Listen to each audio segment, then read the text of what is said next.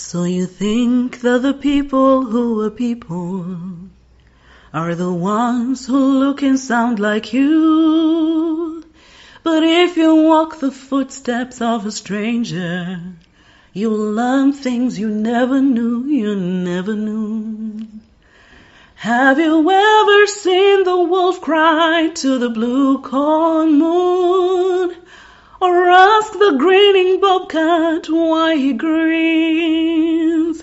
Can you sing with all the voices of the mountain? Can you paint with all the colors of the wind? You can own all earth and still all you own is earth until you can paint with all the colors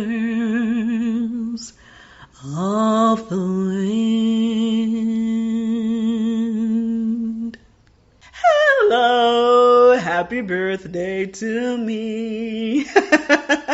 I told you this episode is going to come out on my birthday, the 21st of November, and I am super excited. Basically, my birthday is the whole reason this episode is even here to begin with. So welcome to another episode of the In All Honesty podcast. My fabulous name is Oliver Rao, and let's get right into it. So what is this episode about? I am turning 30, and am I happy? Boy, am I happy. Yeah. Because I think for a very long time, we were just made to believe that we are supposed to be scared of growing old, when growing old is beautiful. It really is. But let's get into it. Why I am super excited about turning 30. That is so beautiful. I thought I would start by singing an Adele song from her album 30. But then your Adele is above and beyond. I'll need a whole month or a couple of months of practice to get even there. So I wrote a couple of notes just to remind myself on what I'm about to talk about in this episode, because if I don't give myself a guide and a limit, I will just rant on and on, because 30 is super fucking exciting. Okay, guys? So we're going to start with, why are you excited to be 30? Let me tell you guys, because I am the happiest I've ever been. And I've said this so many times before. I am the happiest I've ever been. I have gotten to 30 having achieved not so much what the society set as what should be achieved by 30, but I am just happy that I was able to dismantle all those notions and beliefs before I got to the age of 30. So I'm entering my third floor, just knowing that all that matters is me. The only person I should care for is me. The only thing that matters is happiness. And I think they didn't tell us enough of that when we were growing up. There was things you had to do. You had to have a family, you had to have a stable career, you had to have money coming in, you had to put investments. No one just told you, you just need to be healthy mentally.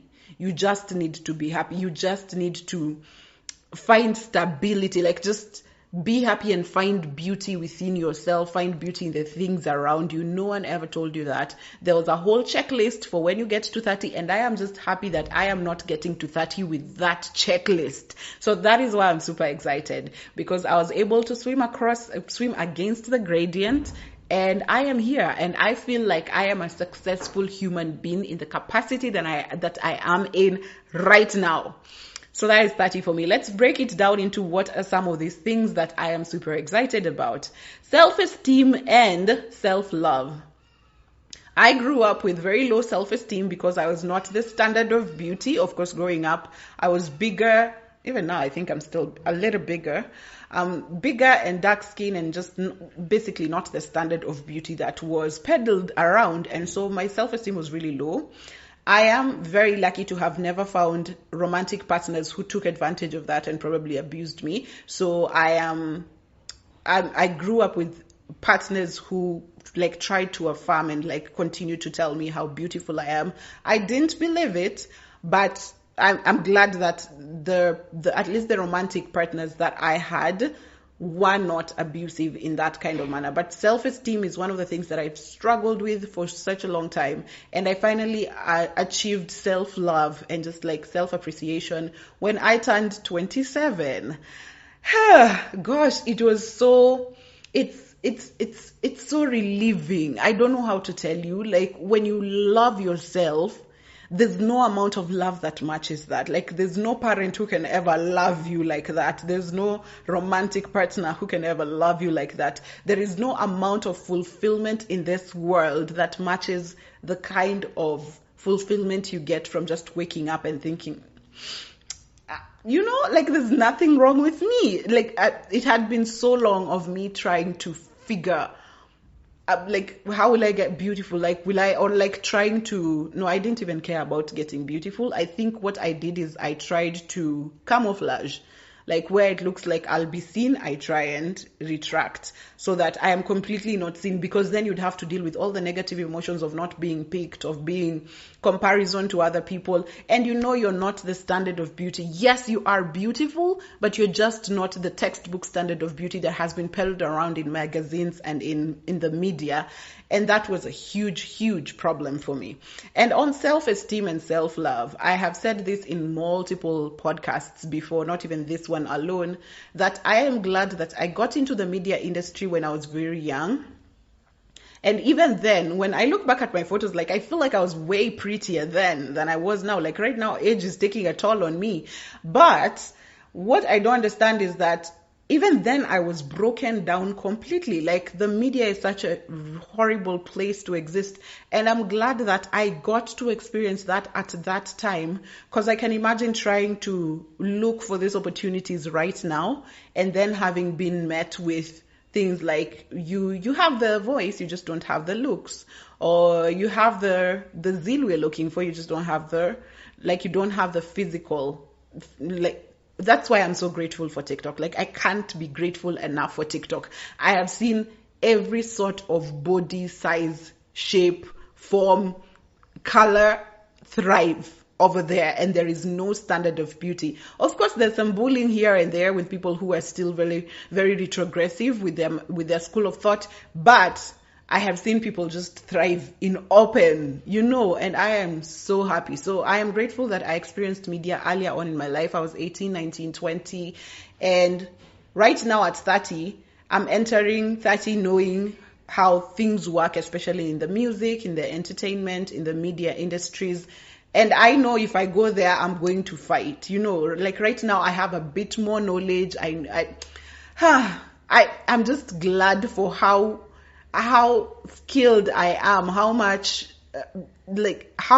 weapon I have to protect myself and fight for myself if I am ever to be in these spaces that will threaten my self-esteem and how much love I have for myself again. So that is one reason 30 is massive. It's huge for me. The other thing is romance and sexuality. I have struggled with romance and sexuality for a very long time. So what I did not know, and I have learned literally this year, and I think I've even put out an episode about it, is that I was never excited about sex. I'd check out when people were talking about sex.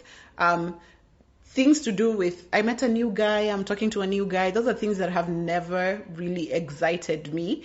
So walking into my 30s knowing that I'm a demisexual, and that is something that exists, and there's even a label to it, there's a definition to it, I am so happy. A demisexual is a subset of asexuality, where you cannot build connections or you cannot feel sexually attracted or romantically attracted to someone unless you have a very deep bond with them, like a very strong connection with them. So then looking back in my life, it made sense why the only people I ended up dating were my friends first. Like we were friends for ages, like we were besties for a while. And then one day is when we realized we have feelings for each other, and that's how it builds into a relationship. So that began to make sense when I realized my type of sexuality and attachment style.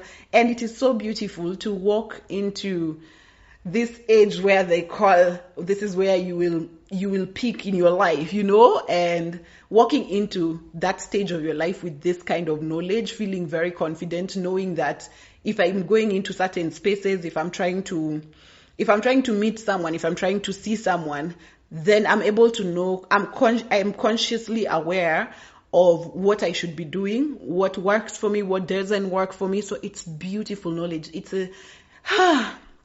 Let me tell you, I don't know how to explain it to you. Sexuality, romance has been the greatest um discovery for me. I didn't know what I was. I didn't pay much attention to it because also I was just like, or maybe I'm not, well, maybe, I don't know. Even sometimes you start to feel like probably you're jealous of other people, and that's why you probably are not excited when people tell you about their romantic and their sexual escapades. But you later come to realize this is something that you're not actively interested in, and therefore probably your mind just checks out. So that's something I struggled with for a very long time, and I'm really happy to be walking into my 30s being very confident and knowing what type of person I am sexually and romantically, and I love it. Third, I wrote here family and friends. Um, Family has been my biggest setback, and this is not in any bad way. It's just in the sense that a lot of the traumas and healing and relearning and unlearning that I have to do, a lot of it comes from my family, because those are the people I spent basically my entire life growing up with. I was very introverted, and therefore I never met people like that. So I can't say there are people outside my family who affected how I turned out. But just like growing up generally, I was the perfect child. And usually when people would say, your mom can curse you by telling you, may you get a child like you. Because for some people that felt like a curse because they knew how much they were trouble to their parents. But for me, I always said if I was given a child like me, I'd be so freaking happy, because I was a beautiful child to have. I was clean, I was organized, I went the whole mile, I would swim oceans for people. So I just didn't know that what I thought was good at the time was that kind of personality was only going to serve people, other people except myself, in the real world. So, when you're being brought up, you're being told, oh, you should share, you should care, you should be kind, you should be organized, you should be clean. So you take up all these values, but you don't realize, but no one ever tells you that these are values that you're being taught so that they work for you. You're told all these values you're picking up so that you can serve others. Like, your main purpose in life is to make sure other people are happy, other people are comfortable. And this is something that I've really had trouble with. My mom and I are still fighting. My mom still believes making people feel at home and making sure everyone is okay and loved and cared for is a kind gesture, which I understand. From their time, it is a kind gesture, but you don't know the kind of people we're dealing with right now. People are users, and people will completely just use you for nothing else other than their own benefit. And so I am glad that that is something that I was able to establish. I was also able, this one has taken years before me getting to 30, but it's taken years of me also establishing boundaries and just being able to speak for myself. And most of the time when I say speak for myself, it's as easy as just saying, I don't agree with you. Sometimes I don't have to explain myself, because sometimes you're trying to explain these new phenomenons to your parent who's like 60, who's like 70. You won't even meet, like, they don't even understand. Their way of life was completely different. So it's just easier for me. I've learned ways in which I can just communicate what my preferences are, what I want to say, all those things I'm able to communicate very respectfully, but very firmly. So people know that Olive won't shout, Olive won't cause a scene, Olive won't do this, but once she's decided, she's decided. She said today she's wearing red, she's not wearing blue. It doesn't matter whether the whole world is going to wear blue. Olive will be in red. So that's something that I have learned to do, and I think even my family has just like gotten on board, because if you can't beat them, join them. So I see a lot of slack being cut from me these days, because it's like it's unspoken. When you're just someone who isn't very loud, it's like your silence is very loud. Your silence is almost deafening for people. So I have realized that's a superpower that I have that works with family very well. With friends, just check my last episode where I talked about friendship styles. and you'll be able to understand how my friendship journey has been. But with friendship, I'm also glad that I'm learning more. But let me say this, I'm walking into my 30s with friendships being the most unstable aspect of my life. It's something that I have really not figured out. I'm trying to figure it out, but I'm guessing the parameters I've set to protect myself from getting used and to protect myself from hurt, I think those will work with family, friends, work, all of those things will work for now, while I try and figure out how friendships should work, what's a friend, like how, because when people say friends, I don't know what they mean. Do they mean, do friends benefit from each other? Then does that mean that then you have a connection with this person with the intention of gaining something from them, which is usually a basis that people do not agree with? Or is friendship just a connection that you cannot explain? It's like love. You just love somebody and probably you have a lot in common. Probably you share values. I don't know. So friendships for me is still very unstable. I'm still making friends, losing friends, friends transitioning from acquaintances to friends. Like it's very it's not stable. But I'm happy that I do recognize that that's something that I need to look into, or something that I know isn't stable. Because earlier on, you just like go through the motions of life without knowing what's happening. I think being aware is the best thing that helps, especially with this. For family and friends, for me, that has been the greatest thing. Just being very aware, being conscious of the decisions you're making, of the people you have around you, what they want from you, what you want from them. So I think that in itself is a win. A win is a win. Also here, I wrote finance and career. Let me tell you, where the pressure is getting worse. So finance and career is where all the pressure had come in. You know how from the time we were young, we knew by the time you get to 30, you must have a stable job or stable money coming in, and you must have established yourself in a career. So for me, I studied journalism. So technically, looking at myself when I was 21, right now I should have been in a newsroom somewhere as a big reporter. And again, I am happy I experienced media very early and realized I do not want, if there's anything I do not want, is to be in a newsroom. And that is one thing that I am so sure of. And I like that for myself, but also I like that my career is progressing, but not in a linear way. And I like that recently I've started to see a lot of content. I'm consuming a lot of content that just says, you like throw your feet in the water, see what comes. Because as I mentioned in my last episode, my job has not been linear. Like I have done so many different things. It could be within the same industry or the same sphere of professionalism, of profession, but I can't say that, because every day, like writing my CV is usually such a task. If someone tells me you're applying for this thing now, Ebu, send your resume. Where you've done 1,001 things, you've done all of them so well, you don't know how they relate, but somehow all of them have built you into the character that you are right now, that can do this job that you're doing right now very well. It's equipped you with knowledge that you use right now in this current role, even if it was something so far away. Like my first real job was a sales job, selling phones. Whoever thought that job would help me with anything? But the knowledge I gathered from there, especially dealing with humans, because it was a lot of customer care work. So the knowledge I gathered from that is still helping me to deal with humans, emotional intelligence. All of that has built up into something that I can use right now.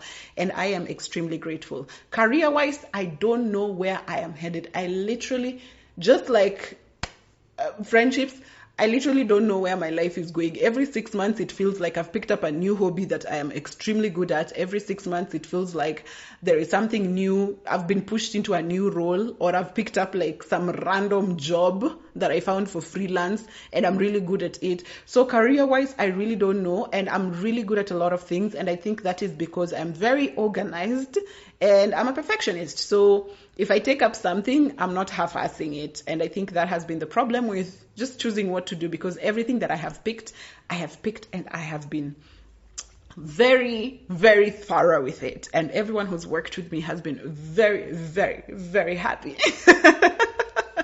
But there's one thing I know. There's a desire that still is here in my heart, deep down my soul, and that is to create creatively, to still actively work in the creative industry. And right now, I know I'm still in the creative industry. I've always been in the creative industry, but I feel like I do a lot of behind the scenes. I want to be the voice. I still want to be the face. I still want to be like, I want to actively do those things. Right now, I'm dealing with music, but I'm dealing with music as artists are my client. I want to get to a point where I'm writing music. I want to get to those points where I am in studio recording a song. So I want to be actively involved in creativity. Right now I'm doing random podcasts, like I'm in so many podcasts, but I'm coming in as a guest, as a producer, as something that I do not know what it will grow into, but I want to be in the sense where I've woken up, this is the content for this podcast, this is what we're working. Like I want to actively be creating, like writing is something that I haven't done for a while now. I want to go back and write like some of the pieces, like sometimes even if I journal at random, I find myself just like feeling really, really happy because writing makes me really, really happy. So I really want to get back into the very creative scene and just like get creative. Right now, the most exciting thing for me is my TikTok and Instagram, like just creating the content. I am also not clear on where it's going to from here, but something I know is that I am happy doing it. I am so freaking happy doing it. Of course, there's some work involved in it where I have to think, what's my next content? How to set up for my next content? Now to edit that content and put it out on time so that you don't have a lot of things just archived that you're not using. So there's some work to it, there's some admin work to it, but I don't mind it. The creating itself makes me very, very happy. And I think just like the same way we were being taught in music that chemistry is really important for people who sing together. So if you're in a choir, you're doing a duet, usually if you have chemistry, the audience can feel it. And I think that is the only thing that my audiences on TikTok and on Instagram are getting to feel. It's not so much what I'm saying. I think so. It's not so much what I'm doing in the video. I think it's so much that it's giving me joy, and that spills over to anyone else who is watching, and they just feel this sense of joy as well. And I am really, really happy for that. In terms of finance, I must say I'm the richest I've ever been. Okay. It is only natural that you keep accessing more money as the years go by.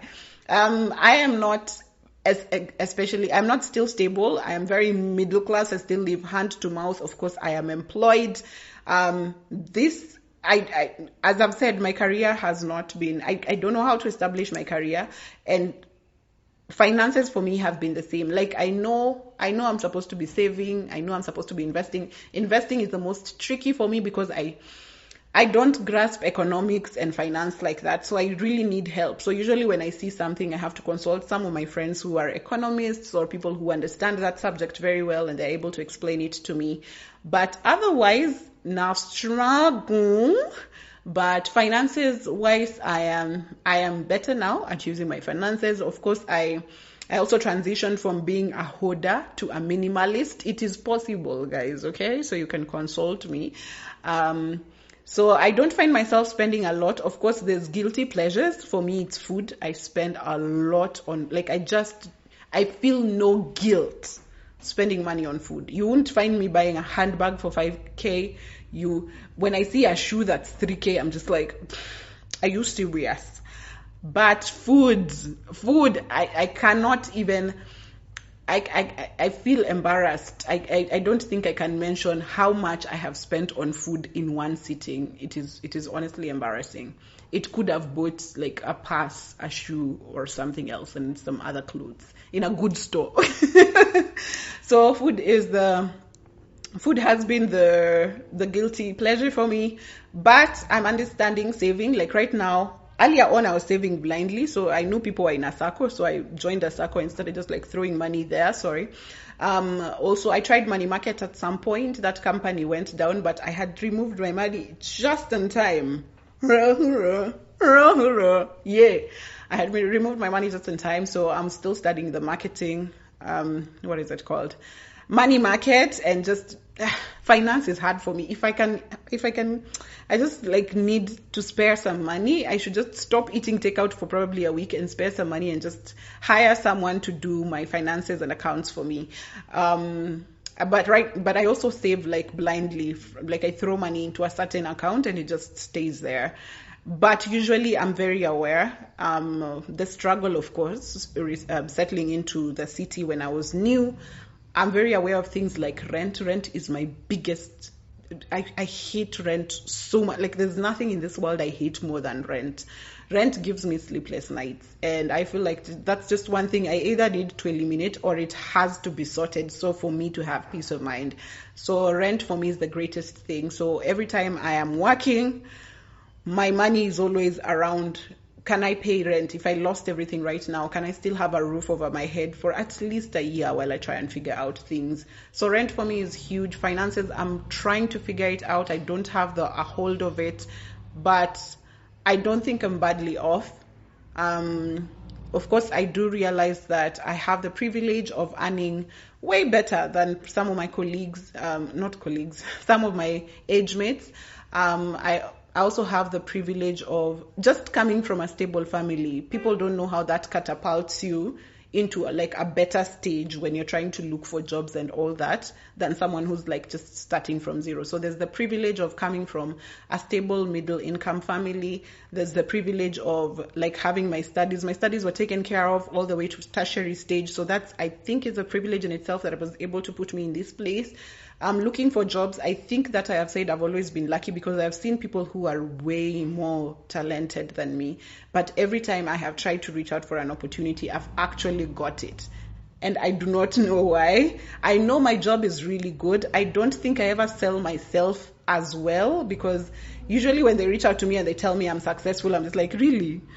I've never thought that I sell myself. I don't do a good job at selling myself, but my job speaks for itself. Once I work with you, you will never want to work with anyone else. I'm just saying. So finances for me have been stable in the sense that opportunities have come to me and I've been able to bag them. I think out of being very thorough with my job, being very dedicated to what I'm doing. So that way, I get referrals. So someone I've worked with will refer me to someone else to do the same service for them. So I think that's how I've kept my income stable. But I also can't say it's all me. I swear there's luck involved there because all these people who've given me gigs, all these people who've referred me, all these people who come through for me and are just like, I trust that you can do this. Can you try it out and see? And this is the money you're supposed to get from this. All these people are strangers. So I honestly can't say there's something I'm doing that I can give you a hack to. I think a lot of it is also just luck, and it found me in an opportune moment, and I was given the opportunity, and I was able to prove that I can actually do this. So for my finances, I've had a steady flow for a couple of years now. Is it a couple really? Like 4 years only. 4 years only. And I feel like every year, like the money has grown, except with the pandemic. That pandemic. Except just about after the pandemic. But since I was in the digital space, I made the most money I've ever made during the pandemic in 2020. I was really embarrassed of admitting that before because people were struggling. So how do you even come out here and say you're the one who's you're gaining from a pandemic, Yeah, so during the 2020 period, that's when I made the most money. But once normalcy started to return, I sort of like receded back to where I was before the pandemic, which wasn't a bad place. But also I have felt like more opportunities have come up. Not so much money has come up, but I feel like I'm stable. I can afford daily meals. I can afford to keep a roof over my head. I can afford to navigate my way around town. I can afford luxuries like travel, food. Oh my goodness, food. Gosh.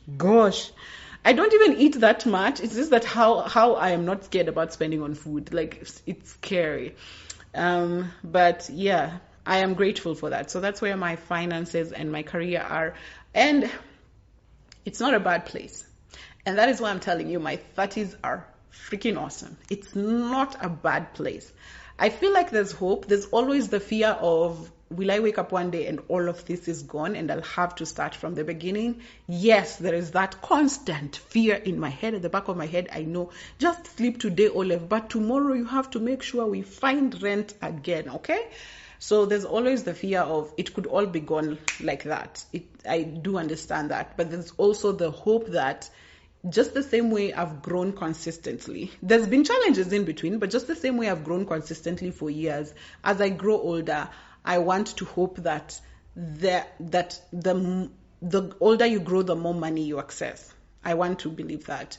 And why I don't think growing old is a bad thing, because can you imagine being 30,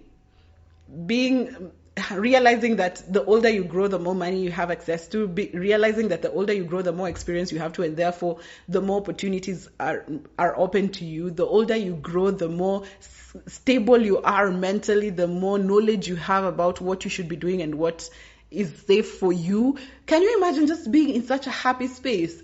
If that's what it takes to grow up, then I want everyone to be old, because it's a good place to be. Last but not least on my list is family. Now, personal family, not the family that brought me to this world, personal family. I, at the age of 27, was just realized, no, maybe not 27, 26. I, at the age of 26, came to the realization and said it out loud. You know, there's a difference between just knowing it and shukuing it, and then just saying it out loud with your mouth confidently that I do not want to have children. So at 26 was the first time I blurted this out, and I realized, am I okay? Am I okay? Yeah, so at 26, I just came to the realization that I really don't want to have children. This has always been the case from the time I was really, really young. I took up a lot of responsibility from the time I was young. And when I was younger, like when I was 19, when I was 18, there was, of course, pressure for, you need to, the whole idea of life is growing so that you get children, so that you start your own family, so that you build the population of the earth.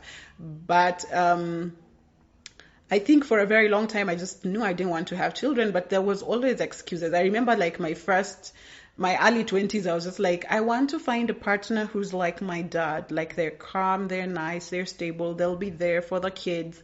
But I think I just completely used excuses throughout. And then it got to a point I was just like, it would be weird to want a partner like your dad, because then that's just, I don't know, it doesn't, there's something weird about it. The calculation started to get weird for me. And then it got to a point where I was just like, I want to get money first, have very good finances, be rich before I can get kids, so that my kids can enjoy good things.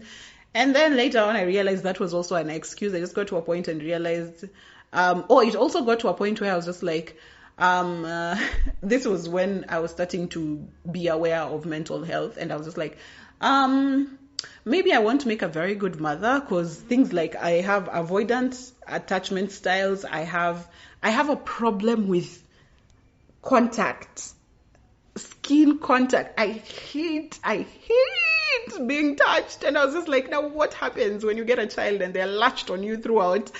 I hate skin contact. I hate messes. I hate messes so much. Like, there's so many things in the world that don't upset me, but like a spill on the counter, or like a broken glass, like messes just mess with me so much. And I was just like, and everyone kept telling me, when you have children, I think you will lose your mind, because the kind of person you are, you'll lose your mind. So I told myself, I want to get stable first. Let me go to therapy. Let me do all these things. Let me get comfortable with like messes and things before I get children. Kumbe, all that was just an excuse. So when I got to 26 and just realized, imagine it's okay to not have kids. That's fucking shit. Yeah. It's okay. And that's the first time I think in my life I was like, I don't want to have kids. And I remember the partner that I started to see at the time, that's the first thing I told him. I told him I don't want to have kids. And saying it out loud was very liberating for me. And I'm happy. I'm happy that I'm walking into 30 knowing very well that I'm not going to start a family of my own. I'm thinking of traveling the world. Even traveling was something that I thought I would do so much. But then I also realized, earlier on, there was also these pressures of life because my friends like to travel, but then I realized we are not compatible when it comes to travel. Them, they just like want to go to places. For me, I realized I'm baby girl, and it took stressful trips for me to realize, hey, by the way, you guys just go by yourselves. It took some time for me to realize, oh, I think I'm baby girl. I think I don't want to go on budget trips. Although budget trips make you mean you visit more places, but then right now at the space that I am, I might change my mind later on.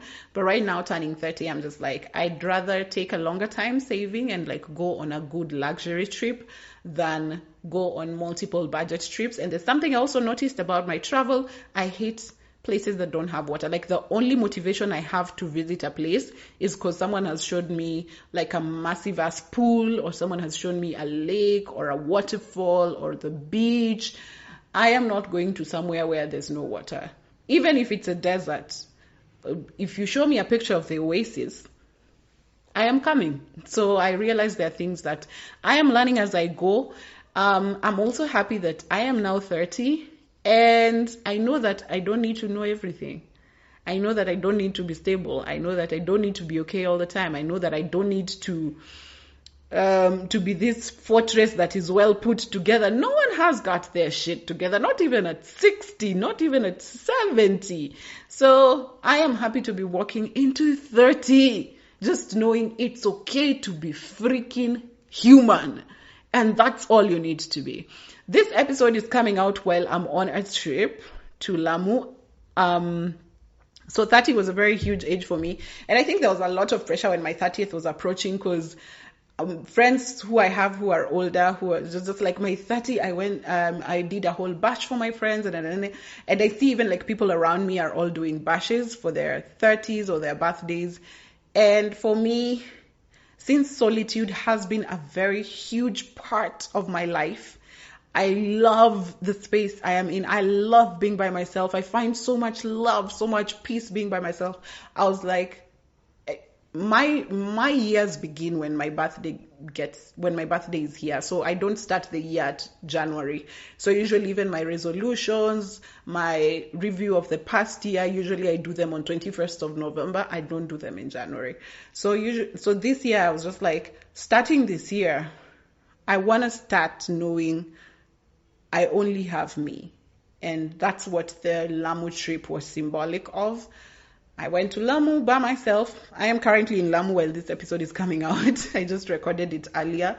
I went to Lamu by myself to just be by myself, like to enjoy the things that I really, really love, like water. Most of the time it's just water, guys. If you hear me going anywhere, it's probably because there's water there, okay?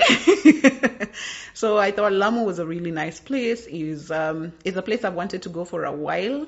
So I put money together and saved up for a couple of months and thought to myself, because me and my friends have planned for Lamu for a very long time, but we're just like, Aki, Lamu is so freaking expensive. Lamu is so freaking expensive. So I thought to myself, that one place that I could go to and just like clear my mind and just be by myself on this beautiful day is Lamu. And let me go see what it's like. I had planned for a bigger trip outside the country, but finances. I made a very big purchase earlier this year, and here we are. We are trying to get through. Okay. We hope we'll pick up by next year, sometime. I have a whole plan. I'm trying to also just plan my life out like that, because I think since the pandemic, I've been on a lot of vibes and inshallah, and I'll see where this goes. But I am happy. Like 30 is such a beautiful place. For those who've been here, why didn't you tell us it's so beautiful? For those who are not yet at 30, no pressure. Just no pressure. There is no checklist you need to check boxes for. There's nothing you need to be accountable for. As you approach 30, as you get to 30, you just need to be human. That's all. Be yourself. The things that make you happy. What are those things? That's all. That's why 30 is beautiful for me. It's freaking beautiful. I am so freaking excited. It's so beautiful for me. And from now on, I've decided, this is something I never used to do in my 20s because I was just suicidal and I didn't care.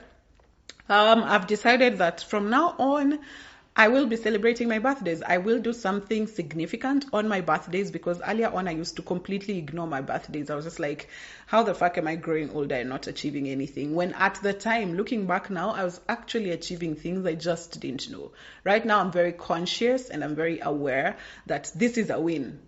Just going to buy a phone is a win, and I need to note it down as a win and not think it's just a phone. I haven't achieved anything big. So right now I'm learning to embrace my wins, as small as they are, as big as they may be. A win is a win, okay? And turning 30 is a freaking flex. And it's such a win.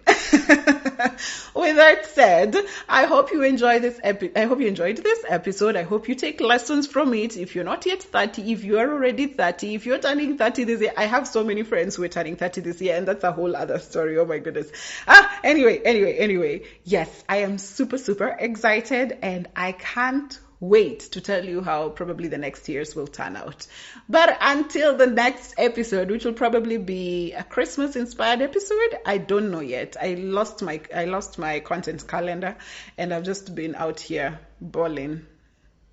Yeah, winging it. It's not funny. But anyway, until the next episode, thank you so much for coming to this episode and listening. And if you care to share, please put it in the comments or reach out to me in my DMs on social media.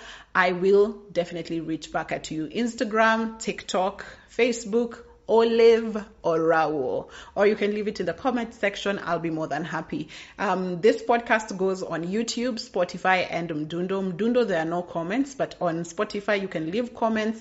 If you're listening from Anchor, you can actually leave a voice note. If you are watching on YouTube, you can actually leave a comment. If you follow me on any of my socials, or you just want to find me, just find me on any of the three that I've mentioned, TikTok, Facebook, and Instagram, and DM me. I will respond. My DMs are not crazy yet, so I will respond. But until next week or the next episode, I love you. 30 is amazing. Bye.